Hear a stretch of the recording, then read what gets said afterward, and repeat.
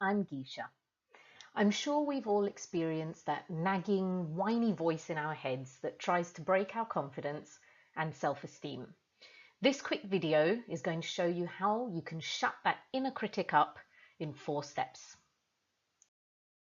So, the inner critic is that negative talker inside our heads. It's that voice that says, "You're not good enough." And it leads to those feelings of shame and anxiety, which can then cause self-sabotaging behavior. This is a 4-step process that attempts to combat this. So let's look into each step. The first step is to identify what the critical inner voice is telling you. You need to accept that these annoying thoughts are actually a separate entity from your true self and do not reflect your real point of view. It's important to keep reminding yourself that this negative voice is not reality. It's simply a viewpoint that you may have adopted based on previous experiences or attitudes directed towards you in the past, and you've basically internalized this as your own point of view.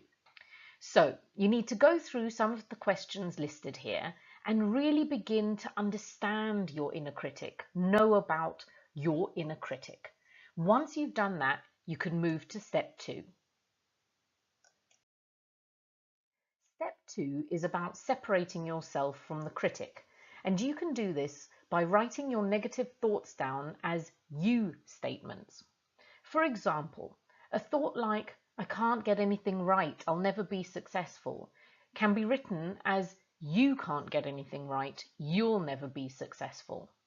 This will help you to see that these thoughts come from another point of view and are simply not true statements. And as you do this, you will begin to notice how horrid that inner critic can be, and you eventually start to separate from it. Now that you have identified and separated yourself from your inner critic, you can go to step 3, which is about responding to it.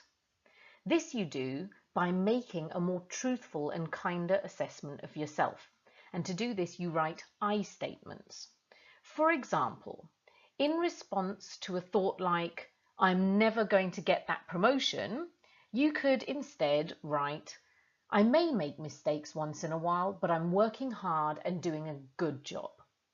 This exercise enables you to show a more compassionate and honest attitude towards yourself.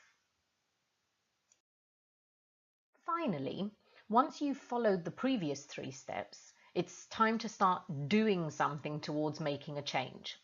The most important thing to remember is to not act on what your inner critic says.